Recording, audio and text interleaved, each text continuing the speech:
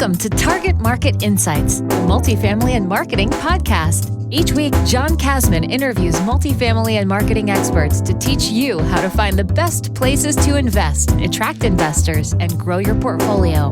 You are listening to Target Market Insights with your host, John Kasman.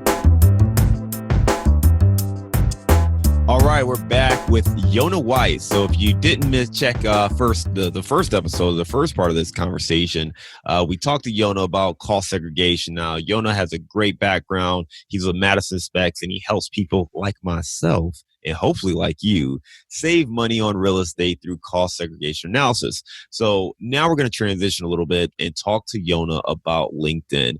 It's how Yonah and I got connected in the first place. And LinkedIn is a very powerful tool. We talk a lot about different social networking tools, and LinkedIn is one that we certainly like a lot. And Yonah, I know you've used it very successfully to drive your business. Let's talk a little about why you use LinkedIn, especially as opposed to some of the more popular platforms like Facebook. Okay. So yeah, thanks for the introduction again, John. It's been, LinkedIn is a incredible platform. And I think of recent, and more and more people are starting to get wind of it as time goes on. But it used to be a really boring kind of, everyone who, was a professional, had a profile, and that was about it, right? And myself included, I, got my first profile on LinkedIn about 10 years ago, and that was it. Okay. Like I checked in about like every 3-6 months, right? Once for like about 5 minutes. I'm like, what am I supposed to do here? Like, what is this? Like, I don't need a job, right? I'm not looking for a job. And I like, what is this? Like, okay, I can read news, relevant news. I can go anywhere else to read news also. So what was that about? About 2 years ago. So we're talking, mid 2017, early 2017, Microsoft bought out LinkedIn a few years back, and they started to change the platform to be more social, to kind of compete with Facebook, Instagram, with all these other platforms. And it started to kind of develop on its own, naturally, organically, of people being more social, creating a platform where it wasn't just about posting your resume or finding a job. It was actually about creating communities and about interacting with people and sharing content, sharing video, sharing news, whatever it is, and creating an engagement, which was always, and I think the main reason why I'm drawn to it than any other platform is because there's always a standard, I'd say 95% of the time, a standard of professionalism that is not found in other platforms. So, obviously, you go to a networking event, you're going to act a little bit differently if you just go to hang out with some friends at a bar, okay? And everyone recognizes that, everyone knows that. And I feel like LinkedIn has developed into, two things. And I'll go into a little more details what that means to me and how I've used it, but it's become two things. Number one, it's become a platform of networking, okay? Meeting people, finding people, because like I said, everyone has a profile. It doesn't matter who you are. Everyone is on LinkedIn. So if you want to find someone, you want to find information, that's the place to go. You'll find their profession. You'll find about them. If you go to Facebook to try to find someone, you may not know much about them, about the profession, but we're talking about doing business. This is the place to find them. So that's the number one thing, a networking or resource in finding people, a tool in finding the right people, so leads, if you will. And the second aspect is an opportunity to create a community, okay? If you're looking at it from a thought leadership aspect, which is, creating a community of like-minded people who will follow your content or engage with your content, then it's kind of a two-way street, but it creates this community. If you're doing the same for others, then it will reciprocate and it will just kind of build upon itself. No, I love it. You just hit on a couple of things. You talked about, the history of LinkedIn and kind of really 2 years ago with Microsoft's acquisition, starting to see a transition a little bit more to a social platform. It's funny because, I think most of us remember LinkedIn as a resume website, essentially, right? It's a site that probably wasn't very different from, monster.com in some aspects, where you upload your resume and, maybe there's somebody you worked with in the past and you connect with them and say, hey, I'm looking for a job. You know anybody, and I think, for a lot of people, they only use LinkedIn when they were starting a job hunt. And now it's something where they are looking to transition a little bit more. You gave a quote where you talked a little bit about the standard of professionalism. And I love that, because I don't know about you, but one of my challenges is as I look at the different platforms, and we'll use Facebook for the most part. I think most people are, Facebook is the most popular social site. But I think Facebook has become a platform where people just say whatever, whenever, however, it's just random. My feed's random. It's chaotic. There's a lot of negativity on there. I try to surround myself with positivity. And when I'm on there, I'm looking to connect with people, and I find it to be a bit of a drag. And I think there's some recent studies that actually talk about, the negative impacts of social media, in particular Facebook. But there is a level of professionalism with LinkedIn that I just don't see with Facebook. So for me, it makes it easier to engage on that platform versus trying to mute people or block people or, navigate all of that. LinkedIn certainly has its drawbacks, but I like the fact that you called out that level of professionalism, calling it more of a networking platform, almost like going to a networking event versus going to the bar. And I think that's a really good analogy to think about the platform and how people engage and carry themselves on that platform.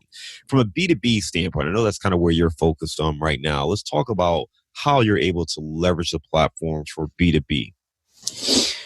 I heard, and I'm not like a LinkedIn guru of any kind, right? I'm not a marketing person. I'm not, I don't have a marketing business, right? We have a service profession, right? We're one of the biggest in the country.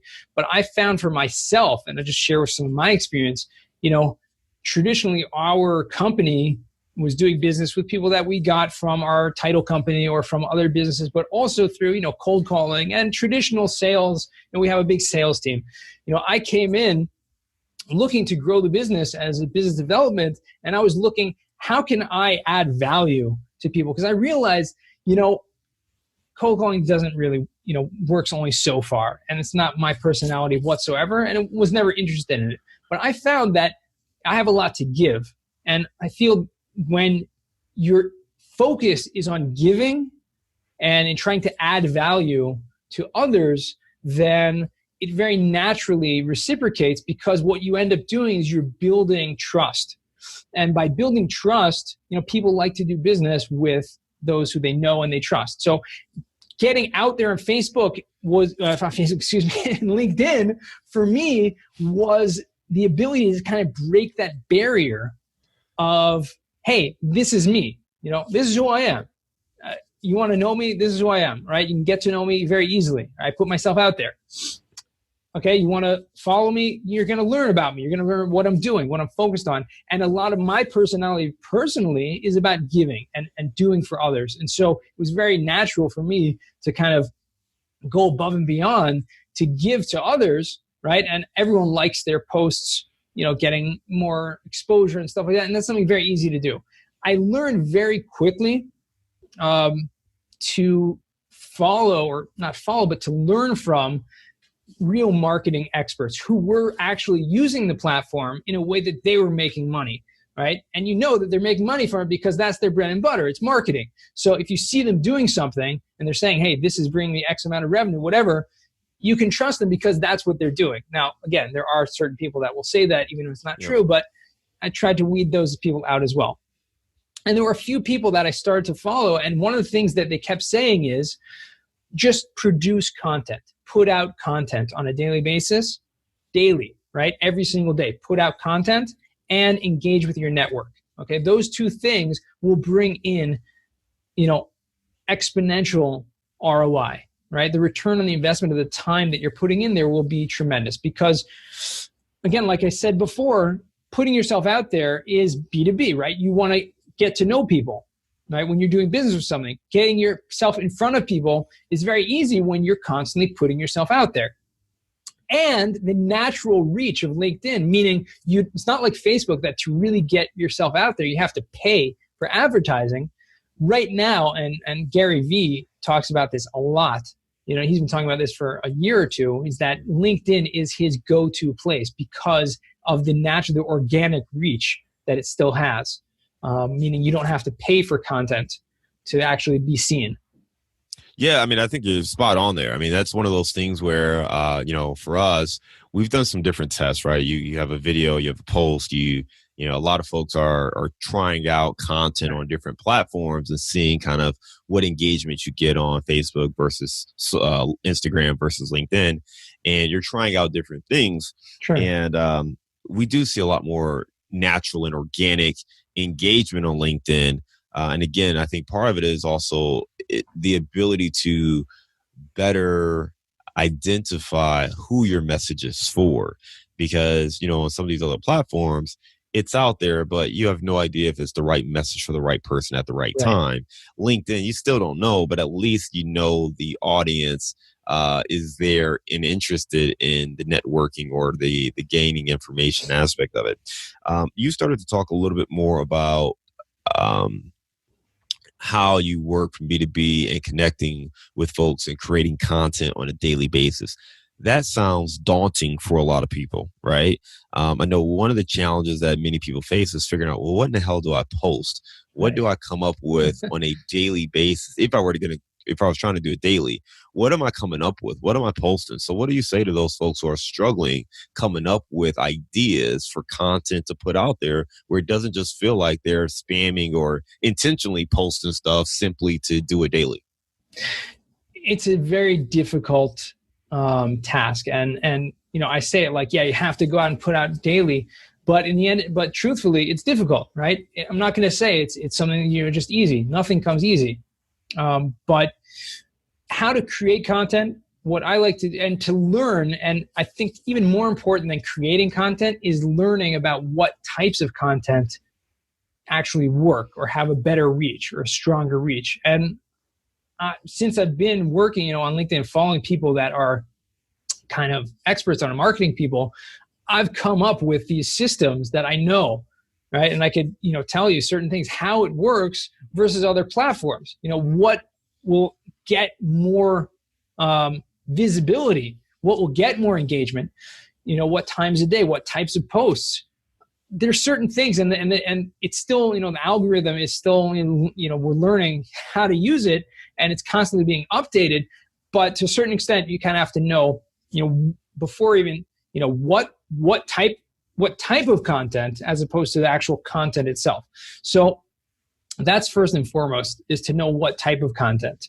And the biggest one that reaches more than anything else is text. Just plain text, right? With the picture, without any links to third-party sources, because links on LinkedIn is linked out, okay?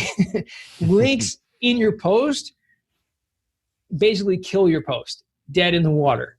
The algorithm will pick it up and will not spread it. Will spread it very, very minimally, right? Even if there's a lot of activity on it, it still won't spread very far. Whereas if it's natural, and again, it has to do with the natural, organic networking aspect of the platform that they created, the algorithm picks up on things that are more natural. So text posts are the most, and video is really even second to text posts. And again, the focus on all of these is adding value. So you can think of it, I kind of brainstorm and I like to watch what other people are doing and create content. But again, I have a little bit of creative side to me. So I'm naturally good at writing, and I like to things that kind of hook people, and I engage with a lot of other people, which will in turn create that community that I was talking about before, which will help to do. And it's really kind of strange thing, but the algorithm picks up on the amount of activity that happens on a post. So the amount of likes, the amount of comments, the amount of likes on the comments especially within the first hour, can actually make or break the post, meaning to see if it gets visibility of getting, 50 views or 100 views versus, 5,000, 10,000 views, which are consistently what my rates are, more like, 5,000, 10,000 views on my posts, which, obviously comes over time, but, it doesn't start from, scratch. Well, I think too, I mean, one of the benefits of doing that is, you can really position yourself as an expert and a leader in the space, Exactly.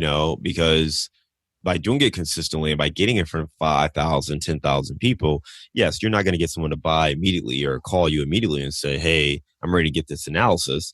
But on the same note, you're going to be top of mind. And when someone is ready, they're right there ready to reach out to you. So the benefits are there from doing it on a daily basis. You talked about some of the benefits or some of the different types of posts that work well, how text is actually number one, which I think might surprise many people because, again, we're a very visual learning society or engagement society, especially coming off of Instagram, where those pictures and images and even videos, they really jump out. And you're saying that text is actually the best way to get views on your post as opposed to doing images. Second being video. And then really the key takeaway, big takeaway, is avoiding links. And I think that's a really good point too. It's something we actually still struggle with because we have the podcast and naturally want people to come listen to the podcast or check out the videos and whatnot. So we always put links in there, but we never get the kind of engagement that we're talking about because of that. So we've been trying to find different strategies to drive engagement while still getting people to the content that they need. What's your take on that in regards to, not just necessarily posting for tech's sake, or if you will, but trying to drive certain content, engage people with certain content? There are a couple of things. It's a really great point you bring about. And you said it before, which was that when you're creating content, you want to be creating this content because, again, you want to put out what you're doing. But you hit the nail on the head when you said when you're putting out more content, you're positioning yourself as an expert in the industry and being top of mind. And guess what? On LinkedIn, since it's so business and so professional oriented, right? If you have a niche, right, whatever that niche is, the fact that you are exposing yourself and you're putting yourself out there, you are you're showing yourself as an expert in that niche. You are now top of mind to anyone and everyone that sees you when that niche comes about. Now, there's another aspect of putting that niche in their face, right? To bring it about, to kind of push that so that they will naturally, come to you or subliminally, whatever. But positioning yourself as that is probably the most fundamental aspects of how to, do kind of win, if you will, on LinkedIn. And just to touch on your point about how to, drive your business and drive what you want to do, like your podcast and dealing with fighting the algorithm, if you will, there are a couple kind of tricks. And some things that I like to do is if you put a link in the comments, right, that will actually help. So it used to be that you could edit a post and kind of a weird kind of link. You put the link back in after you edited it, and the algorithm didn't pick up on it beforehand. And I think they caught on to that. But still putting a link in the comments helps, believe it or not. So I try to do that if at all possible. The other thing that will help is really creating a profile and creating your tagline to stand out. Now, it may sound simple, but your tagline is seen almost as much as your name is seen, okay? John is a very common name, right? I have a little bit of a more unique name, right? And there aren't too many Yonahs out there. Even though Dustin Hendrickson, we had when we met in Chicago, right? He's like, you're the first person that I met whose name starts with a Y, right? And then one of his posts, I tagged 5 other Yonahs that I know, and he's like, this is incredible. But when you have a name that doesn't necessarily stand out, right? How do you do that? So the way to do that is with your tagline, and using your tagline as CEO, right, or founder or partner. That doesn't stand out. Okay, it doesn't stand out, and it's real estate because on every single time when you post something, what do they see? They see your name and your tagline, right? And when you comment on someone else's post, and this is something I've been working on, tremendously over the past few weeks, which is actively commenting on other people's posts for exposure as opposed to posting. And I've found that you get even more exposure by commenting thoughtful comments on other people's posts than even posting. And so this goes back to your original question, how you go about creating content when you don't know what to say. Well, guess what? I'd say 50%, literally 50% of your network is seeing your activity and not your actual posts, right? So if you go to your LinkedIn feed, you'll see, so-and-so commented on this post. So-and-so liked this post. Well, guess what? I don't even see that guy's post if he's posting on a daily basis, but I am seeing that he commented on someone else's post. So if you want to have more exposure, right, you get commenting on other people's posts and putting a thoughtful comment. Even if it's not a thoughtful comment, you just say hi or congrats or something simple. Guess what? When someone else is looking through their feed and they're connected to you, they're going to see your name coming up constantly. I can't tell you how many people literally, I mean, it sounds crazy, but when I connect with them, they're like, the first thing they say to me is like, you're all over the place on LinkedIn. Like whenever I log into LinkedIn, like you're the first person I see, right? Either my post or that I commented or I like someone else's. How does it happen? Because I'm putting in time and effort to add quality value to other people. And that's the point, right? You want to be top of mind. So I'm going to go back for a second to the tagline because it's so important. You can have something simple, right? You want to say what your title is. Guess what? That's not what your tagline is for. Your tagline is to create an image of how you can add value to the person that's seeing your tagline. Okay? It's not CEO. It's not founder. It's not, senior managing director. What does that mean? It doesn't mean anything to me. I see, so-and-so, John Casman, senior managing director. Like, so what? But I see John Casman, right, making you wealthy through real estate. Hey, this is the guy that's making me wealthy through real estate. Every time I see your name, I see that line and it stands out. And something like that. So it needs to be thoughtful. It needs to be something that stands out and connects how you help the person seeing you with you and kind of connecting that image. That's really great information, great tips there. I mean, that was a golden bomb that you just dropped on everyone. But that tagline, that real estate on your LinkedIn profile, that is a phenomenal place to really upgrade the language and what you're talking about and put yourself in a position of the other individual. When they come to you, when they see that post or when they come to your profile, what do you want them to take away? Because they're not going to read your resume or your full bio. What you really want is a very quick snapshot of how you can help them. And it should become somewhat selfish. What can you do for them? That's the quick takeaway. I help people make money, blah, blah, blah. Right. For you, I'm sure it's something along the lines of you help people pay less taxes, right? Through cost segregation. So it's just figuring out what you want and what you want people to know about you very quickly to entice them and get them to engage. The other piece too, my big takeaway is, it comes from adding value in the space. And I'll go back to the text post. And the thing that's interesting twofold, right? On the LinkedIn side and Microsoft side, I'm sure from a business standpoint, they want to just keep you on their platform and not have you clicking off and going to read that article from whatever website.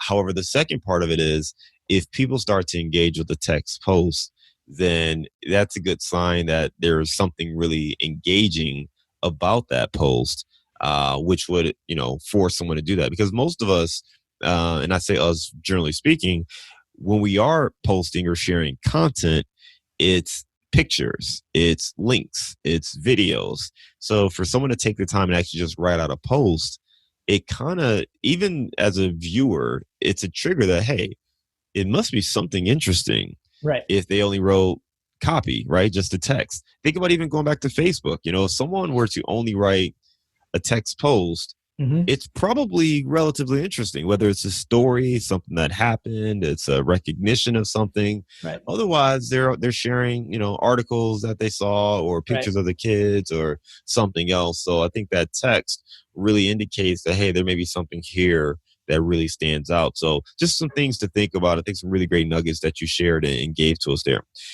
For someone who is looking to kind of position themselves as a thought leader or someone who is looking to grow in this space and starting to connect with other investors, talk to me more about some strategies to reach out to people or to grow your network on LinkedIn. I know some folks just, send a connection to everybody they come across. I know you can, search for certain terms if you want to find, certain types of people. What are some good strategies on LinkedIn to actually start building that network? That's a great question. There are really so many different aspects to it. I'll first start with what not to do, okay? Because I think that's even more important than what to do. Because if you do the wrong thing, then all the efforts that you're doing positively will be for naught, because you'll be missing out on the opportunities, how the platform really works. And it is different than Facebook. It is different than other platforms. So you have to really kind of learn how it works, what to do, what not to do. So the first, a few things not to do. Number one, do not, send a message to someone after connecting with them about what you want to sell them, what services you do. Okay. Again, we have to treat LinkedIn, and I strongly, firmly believe this. We have to treat LinkedIn like a networking event. Literally, you don't go to a networking event to cold sell people. You don't. Okay, and those people who do, they're not going to be very successful, right? They may get a couple, they may get a couple, hits, and that's great. Everyone does, right? But again, it's like cold calling. It's a numbers game. That's not how you're using the platform. That's not utilizing it. So what not to do? Don't treat it like you would treat anything else, right? Don't just try to, a spam or a cold sales message. Another thing not to do is don't be negative. Again, the amazing thing about the platform is that it's such a positive environment, such a professional, positive environment. Literally, I mean, people, if you look at comments, everyone, right, is generally speaking, 90% of the time, they're positive comments, right? Even if it's someone who is giving some, criticism or some feedback. Again, there are trolls and there are people that are just looking to pick fights, but the majority of the time it's positive, and that's why I'm drawn to it more so, because I like to surround myself with positive people, and I find people who just have such good energy. And we met in person, and I came to your event in Chicago, and I've met dozens and dozens, scores of people, if not hundreds already, people that I met first on LinkedIn.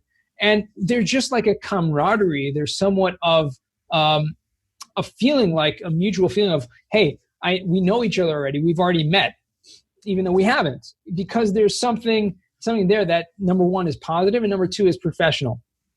Okay, it's not just some random person. So what not to do? Don't spam people, right? Don't send cold messages. Don't be negative. It seems simple things, but there are a bunch of other things not coming to mind at the moment, but a couple things to yes to, okay? And really, it's on the opposite end of the spectrum. Is be positive, okay? Add value. Think first and foremost, how can I add value? That's what you should do. That's literally, when I scroll through my feed, I'm looking, how can I add value to someone, right? How can I help this person? How can I help someone else? And when I post something, I'm thinking, how can I, give back? How can I speak about something that will help other people? And there's so many ways you can do that. It's just incredible. And create a community. And that's really what's great about LinkedIn. Now, LinkedIn groups, by the way, do not really work. They're not what Facebook groups are. Facebook groups happen to be, I'm in a few Facebook groups that actually are great, right? And they're not like the regular Facebook. Like, I don't go to my Facebook feed too often, but I'll go into these groups because there are people, again, same kind of thing. They're very professional. They're focused. They're, a multifamily investor, right, oriented or what have you. But the groups on LinkedIn, aren't the same thing for whatever reason. They didn't figure it out how to work them yet. I assume eventually they will, but for the most part, and I haven't found them to be valuable. So to create your own community, there's many ways to do that, which is, by just people that you can tag people when you're posting. When you're writing things, you're thinking about how can I help other people, okay? Yep. And some things that I've done, which is a little bit, off the grid. I wouldn't say most people would go about doing this. I've actually created communities of people who are interested in doing something. I made like something called like a challenge on LinkedIn to get people to help post more, to get themselves out of their comfort zone and post more content. And that was, I call it a commercial real estate LinkedIn challenge, right? And I got about 30, 40 people who were interested in doing this and actually created a group chat. And you can create group chats on LinkedIn. And those are very valuable because now you can it's not like a group in the groups, because like that's a different platform almost than the LinkedIn. It's just a chat box, which can be, pop up and you can turn it on, turn it off, whatever. But you can get literally a community of people together who are sharing ideas and concepts. And you can even share, some of the posts that you're doing together. I wouldn't say to do that so much so because, again, these are things that may go against some of the LinkedIn's policies. If you're just doing that just for the sake of getting engagement, I know there are plenty of people out there doing these things called pods, but they're not really, they're kind of frowned upon because in many cases, they're not really valuable. They're most of the time, they're marketing people who are just looking to get their posts seen by many people, so they get lots of other people in a pod to comment and like on their posts, just random things like great, good, you're great, awesome, whatever. And it's just like trying to trick the algorithm. So don't do that. Don't just make posts to be seen and not to add value, but create communities. And that's some of the things I have to say. No, I love it. I mean, you talked about, being positive and adding value, creating communities. I think those are very good tent poles to keep in mind when you think about how to engage in LinkedIn. And some of this is universal when it comes to social, but I think there are a couple of things that stand out. One is treat this like you were a true networking thing. And I laughed when you started talking about that example because I just came from a networking event and I did have people walking up, hey, here's my name, here's my business card, I have a $10 million deal. Right. Do you want to invest in it or do you want to partner with it? I'm like, dude, I didn't know who you were 15 seconds ago. Get away from me. So it's funny that people still do that in real life as well. Yeah. But nonetheless, it's not the way to build relationships, and it certainly is not the way to add value to anyone. So just keeping those things in mind, I think makes a lot of sense. What I found personally is I really like Facebook for the groups, but nothing else. I don't like the feed. I don't even really look at the feed or anything like that. I do like the messenger. So once I connect with people, I'll use more of the private message. And that's really where I like LinkedIn as well. And I think really most of the social media platforms for me are really about how do you have how do you comment or post to the masses, but ultimately you're still having one-on-one engagements. And that's what I found to be the most valuable is actually connecting with an individual, exchanging some information, and then somehow taking that conversation from the social media platform into kind of either email or to a phone call or a meeting and kind of transitioning into the real world. So that's kind of just my tidbits as far as the way I see the platform working best for us and our business and the way we grow. And I'm sure that you see a lot of that as well. When someone's ready to do business, you probably have a little bit of a conversation and then quickly transition to a phone call, a meeting, email, something that is more of a traditional business setting. Exactly. Yeah, exactly. Because again, it's about getting to knowing people, right? A networking event. You get to know people. Again, where people go to LinkedIn, right? You're going to LinkedIn to try to find investors or whatever you're trying, maybe brokers, whatever it is, right? You have, John, you have an objective why you're going there, okay? And who you're looking for. But you're not necessarily going to get the outcome you desire from those people by going in for the kill, so to speak, by reaching out to those people. Okay, it's just like dating, right? It's just like dating. I mean, you're not gonna walk into the bar or wherever you're at and just randomly, approach a girl and slap a ring on her or give her a proposition. It just doesn't work that way. Sounds good. Well, Yonah, listen, lots of good information here on LinkedIn. You talked about, really how to leverage the platform, how to engage on the platform, some tips to make sure you're creating enough content, posting every day, finding ways to comment and engage. And then also that text actually is going to be the best kind of posts to drive engagement, followed by video. So just thinking that you don't have to scroll through every picture you ever took and find some unique caption to put on it. Just, engage with the content and find ways to add value to the community. We're going to transition into our bullseye round. Are you ready for that? Sure, let's do it. All right. What is the best book you've gifted or recommended the most in the last year? Ooh, that's a good one. The book I have most gifted in the last year, believe it or not, I've gifted a lot of books in the last year, but most of them haven't even been English books. But the one in English, I would say, is a book called, what's it called? Trying to blank, not blanking on anything. Okay. Very funny now. I can't even remember the name of the book that I just bought for someone. It's called... We'll come back there. All right. So give me a digital or mobile resource you recommend for your business. Number one, I've been using a lot lately is Calendly. I just started using it. A calendar software just to scheduling your calls, events. Awesome. All right. What is the daily habit that helps you stay focused on your goals? Playing with my kids. Because again, my ultimate goals are, providing for them, raising them. And I have 6 kids. So, I can't. 6? Yeah, I can't play with them all the time. But, right.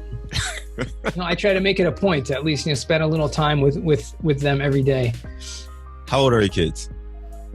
My oldest she's going to be 15 in a couple weeks. So and the youngest? The youngest is 4. So between 15 and 4. Yeah. Yeah. They're a great group, but they're hard to handle. All right, man. All right. And I remember the book. What's the book? The book is called As Long as I Live. As Long as I Live. Who's the author? Yeah. Do you remember? And the author, his name is Aharon Margalit. All right. Aharon Margalit, As Long as I Live. What is it about that book that you like? The man, it's his autobiography. Okay. And he just has such a powerful life story, how he overcame, so much trials and tribulations, like the average person can't even fathom being faced with any one of them. And just again and again, his faith and his perseverance and his practicality and his optimism, he kind of calls it at the end of his book. He has an appendix called his toolbox, right? His toolkit. Like these are the things that he carries with him all the time that kind of help him get through everything. Yeah. Just incredible life lessons learned from that. As Long as I Live. We'll make sure we link to that for sure. All right. What's one thing you know now that you wish you knew when you were starting out? I wish I knew. Interesting question, because I honestly think that I'm going to change it around, because I think that we're meant to know what we know when we know it. And I'm a driven person when it comes to learning new things, and I constantly trying to learn new things. So I often find that sometimes if you learn something and you're not ready for it, mm-hmm. and you don't have the capability or the kind of vessels, if you will, to contain that knowledge, then it won't even benefit you, or won't benefit you the same way if you picked it up later on. So I would say I would kind of change it around, that not something I wish I knew earlier on, but something that I know now that I also knew about earlier on, but now I understand on a deeper level and understand it so that now it can actually be valuable to me, right? Is that something that I was totally, starting out, even, let's just talk about 5 years ago when I was starting out in real estate in general, which was that the amount that you can scale, right? Even just based on knowledge, I'm not talking about scaling on units, in a short amount of time, right? Is unfathomable. Meaning to know something and to actually grasp it in depth, something that you knew nothing about, by apprenticing the right people and by learning side by side, shadowing the right people, you can literally get years of knowledge in a few weeks. I love that. What advice would you give to a smart, driven college student about the real world? I think going back on that, the same thing, which goes back on apprenticing and, going out of your way to meeting the right people, but apprenticing the right people and being willing to work for free, right? Like be an intern. Just go to those people who are extremely successful and say, listen, I want to learn I want to do what you're doing, and I'm willing to give him my time and add value to you without expecting anything in return, because you're going to get so much in return. What advice should they ignore? They should ignore people telling you that anything negative, or really anything that goes against your dream. And I heard a great quote recently, which is that if you wouldn't take advice from someone, right? Meaning if you wouldn't go to someone to seek out advice, then their opinions should not bother you. I like that. If you wouldn't go to them for advice, their opinion shouldn't bother you. Right. And oftentimes we're like, people will insult us or tell us that we're not good or kind of put us down. But, I would never go to this person to seek out advice. So why should I care what they have to say? No, that's a great line. And I think it definitely gives you some perspective as far as who are you listening to, because you want to make sure you're taking advice from the right people. So that makes a ton of sense there. All right, we got 2 more questions to wrap up here. 1, what are you most curious about right now? Ooh. I'm most curious about, it's kind of funny, but I'm most curious about where I'm going to be in a year from now, because I couldn't even fathom where I was a year ago, right, from where I am now. And certain things just kind of, things change. And the fact that I just go with the flow a lot of times and see opportunities and take them and just jump on them. And I literally, just decide to do something on a whim. So who knows what's going to be a year from now? It's kind of curious. All right, man. Last one. Give me the best place to grab a bite in your city. Best place to grab a bite. In Lakewood, New Jersey, there's a nice little place called Circa. Circa. It's a nice little place. All right, Circa. We'll make sure we check that out. Yonah, this has been a lot of fun. Special 2-part series with Yonah Weiss talking about cost segregation in part 1. Part 2, talking about LinkedIn as well as our bullseye round. Lots of great information there. So I appreciate you sticking around and sharing so much info. How can our listeners get in touch with you? Best way to get in touch with me is in LinkedIn, obviously, right? Of course. But if you want to reach out to me for, cost segregation specifically, right? My phone number, 732-298-9002. You can email me, yweiss@madisonspecs.com. Reach out again. Like I mentioned in the first episode, if you want to run the numbers and see what the potential tax benefits are on a property, we run those numbers for free. It's a great opportunity just to see if it makes sense or not. Yonah, thank you again for coming on the show, spending all this time with us and sharing so much knowledge. You're a friend of the Target Market Insight Show and myself, and I appreciate it all. Take care, man. We'll talk to you again soon, all right? Thank you so much. Thanks, John.